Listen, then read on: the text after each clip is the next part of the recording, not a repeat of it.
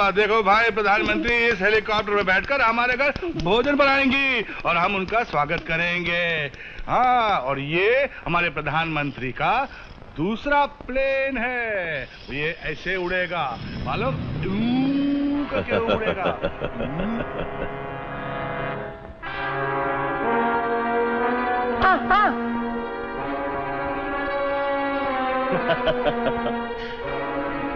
पिंकी, अरे तुम दोनों अंदर जाओ।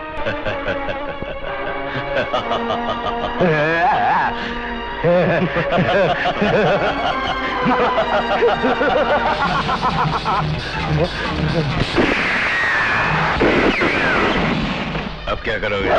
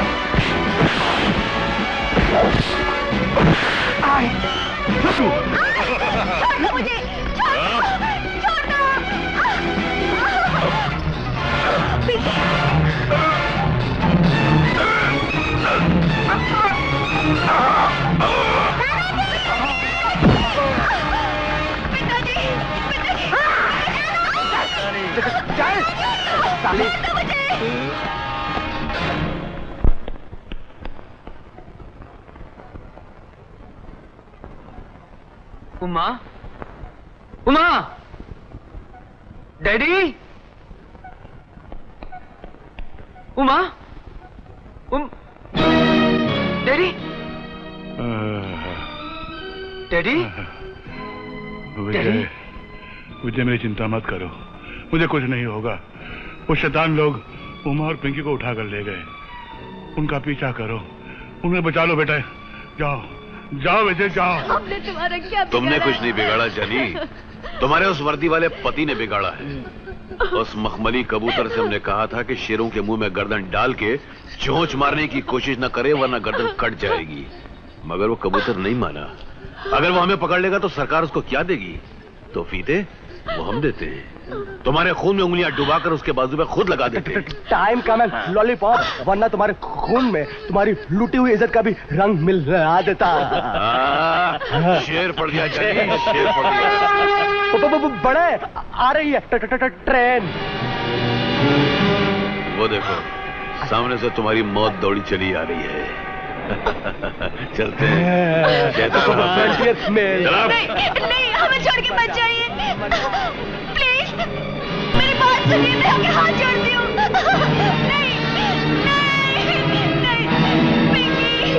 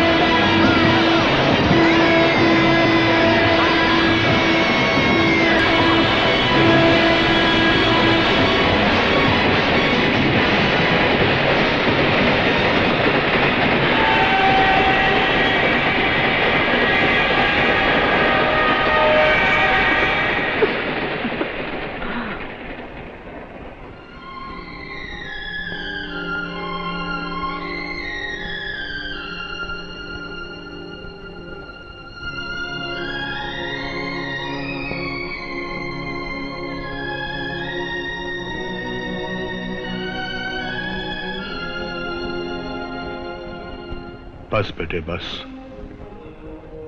मैं जानता हूं तुम्हारे दिल पर वो जख्म है जिसका दुनिया में कोई इलाज नहीं। वो आग लगी है जो जिंदगी भर आंसू बहाने से भी नहीं बुझ सकती। मैं जानता हूं तुम उन शैतानों को खत्म करके लोगों को सुख देना चाहते थे, लेकिन उसके बदले में तुम्हारा अपना ही सुख लुट गया। यही जिंदगी का असूल है। बेटे, इस चिता की आग में आंसू बहाने के बजाय इसकी आग को दिल में इंतकाम बनाकर तुम उन बदमाशों की तलाश में निकल पड़ो। जाओ, उन शैतानों और मुजरिमों को जला कर रख दो जिन्होंने तुम्हारा घर उजाड़ा है। आज से तुम्हारी जिंदगी का एक ही मकसद है, इंतकाम। इंतकाम। हाँ बेटे, इंतकाम।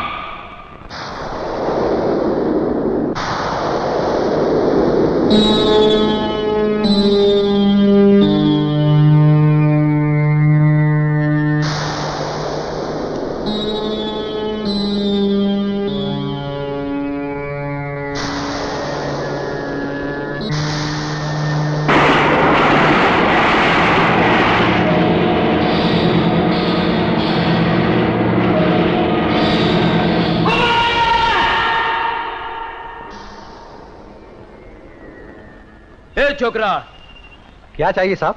2 अंडे लेके आ।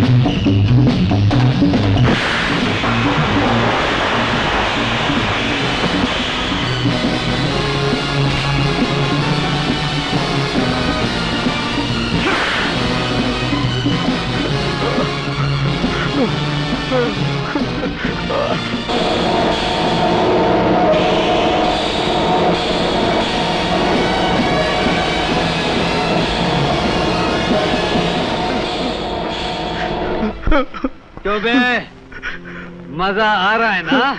मुझ पर ऐसा जुल्म मत कीजिए साहब, माफ कर दो। माफ कर दूं? अब तक तुम दूसरों की जिंदगियों को खिलौना बनाकर खेलते आए हो। आज खिलौना बनने की तेरी बारी है कमीने। साहब, मुझे बख्श दो साहब। जब दूसरे इसी तरह रो रो कर तुझसे जिंदगी की भीख मांगते थे, तब तुम लोग कह के लगाते थे। अब लगा हरामखोर, अब बच के दिखा। मत कीजिए साहब, मुझे बख्श दीजिए, मुझे मत मारो। आज तुझे पता चल रहा है कि जिंदगी कितनी हसीन चीज है। कुछ देर के बाद ये गाड़ी यहाँ से हट जाएगी और तेरी बदसूरत लाश खूबसूरती से यहाँ लटकी हुई नजर आएगी। साहब ऐसा मत करो साहब, प्लीज साहब, ऐसा मत करो सर।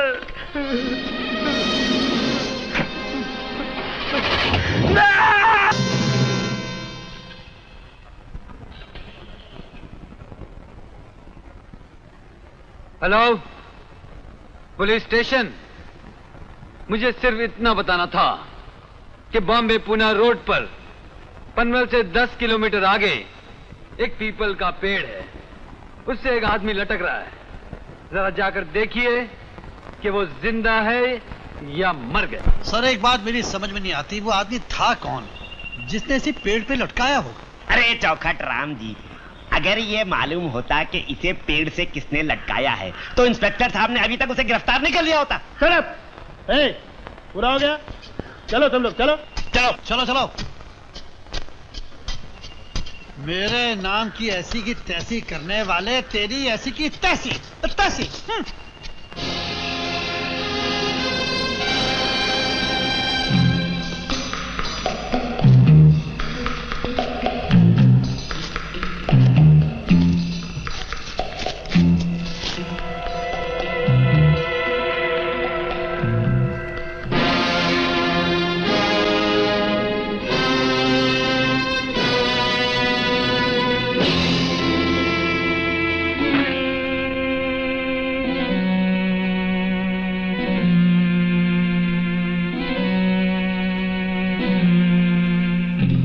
माने हम कसम खाते हैं जब तक उस इंस्पेक्टर के खून से तेरे कब्र पे छिड़काव न कर दे हम पे जिंदगी का हर ऐशो आराम हराम है।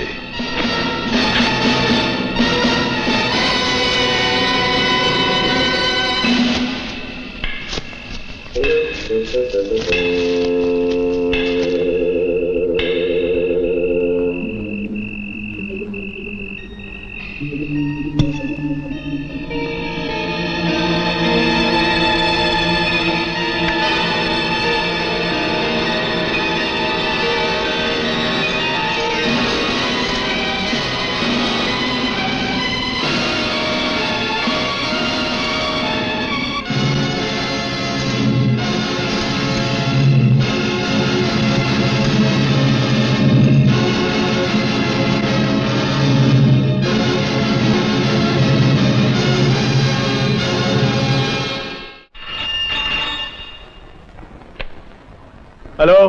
बेवक्त फोन करने की माफी चाहता हूँ। दरअसल बात यह है कि बॉम्बे पुणे रोड पर एक छोटी सी चाय की दुकान है, वहाँ एक आदमी का खून हो गया है। क्या खून हो गया?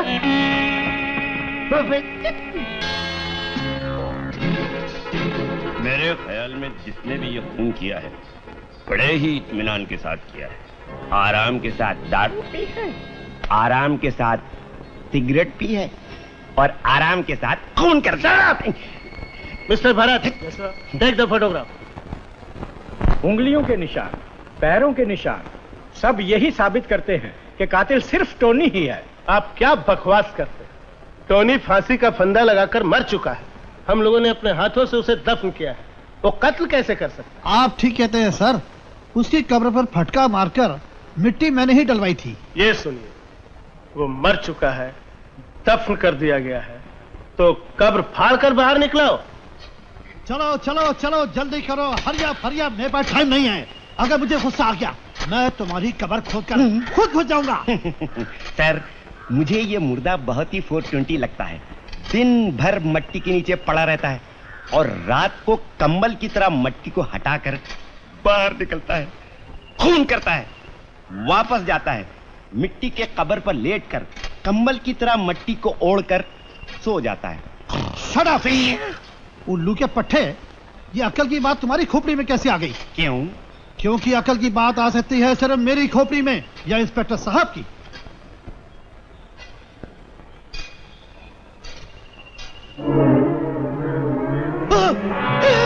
ये कैसे हो सकता है?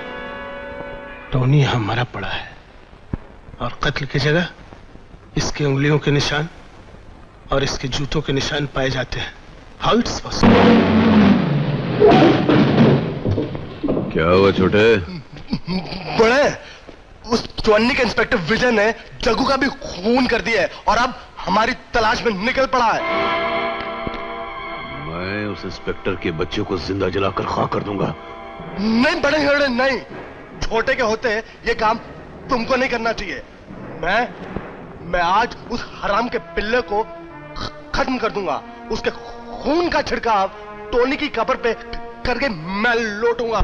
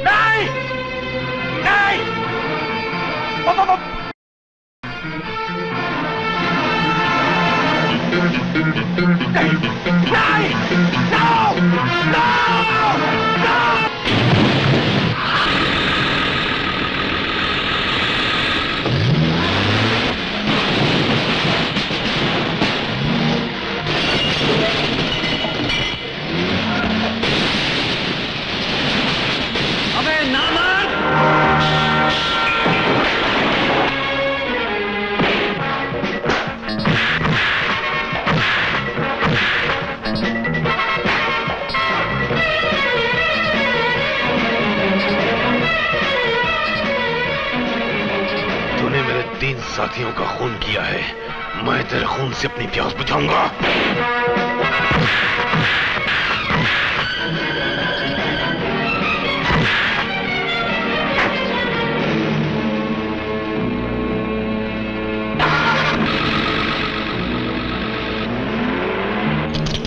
जानी, ये क्या कर रहा हूँ?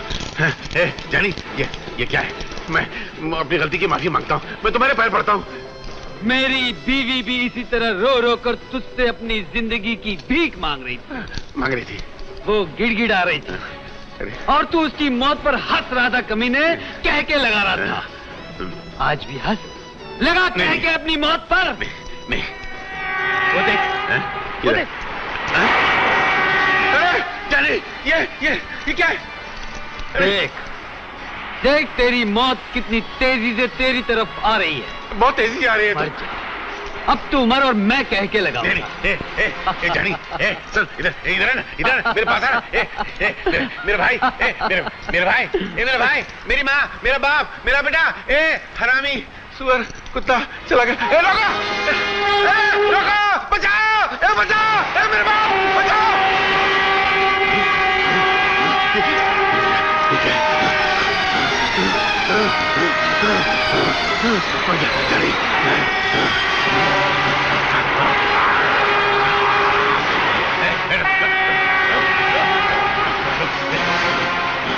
उधर जा।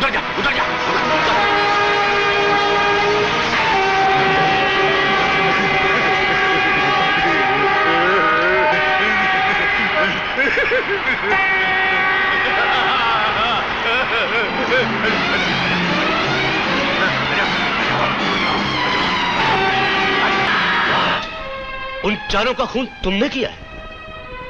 यस सर, मैंने उन चारों के गुनहगार शरीर से उनकी गंदी आत्मा निकालकर उन्हें मौत के हवाले कर दिया। मैं ही उनका कातिल हूं। लेकिन आपको ताज्जुब हो रहा होगा कि अगर मैं उनका कातिल हूं तो कत्ल की जगह पर टोनी की उंगलियों के निशान कैसे पाए गए? मैंने टोनी की कब्र खोदकर उसकी हथेलियां काट ली थी, उसके जूते निकालकर खुद पहन लिए, उसकी हथेली की खाल निकालकर अपने दस्तानों पर चढ़ा लिए थे। इसलिए हर जगह जहां मेरा हाथ लगता टोनी की उंगलियों के निशान बन जाते। जहां मैं जाता टोनी के कदमों की छाप बन जाती। और इस तरह मैंने उसके तीनों साथियों का खून कर दिया। लेकिन क्या तुम जानते हो कि कानून तुम्हें इस जुर्म की कितनी सख्त सजा देगा? सजा? मैं अगर चाहूं तो कानून मुझे सजा दे ही नहीं सकता, क्योंकि कानून के पास मेरे खिलाफ ना कोई सबूत है ना कोई गवाह। मैं अगर चाहूं तो सारी उम्र आजादी की जिंदगी गुजार सकता हूं, लेकिन मैं कानून की नौकरी से भले ही अलग हो गया हूं, मगर मैं कानून का गद्दार नहीं। मैं इंसाफ को धोखा देकर जिंदा नहीं रहना चाहता। वैसे भी अभी जिंदगी में रह क्या गया? मैं अपना जुर्म कबूल करते हुए हर सजा भुगतने के लिए तैयार हूं। डीआईजी साहब, प्लीज अरेस्ट मी।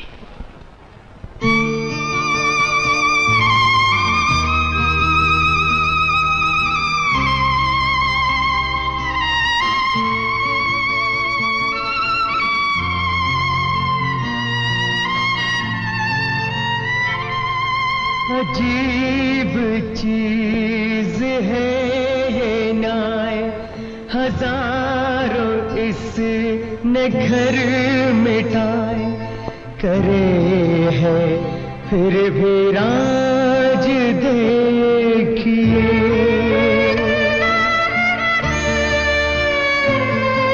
बंधी है पट्टी आँख पे के झूठ सच नजर न आए, ये हो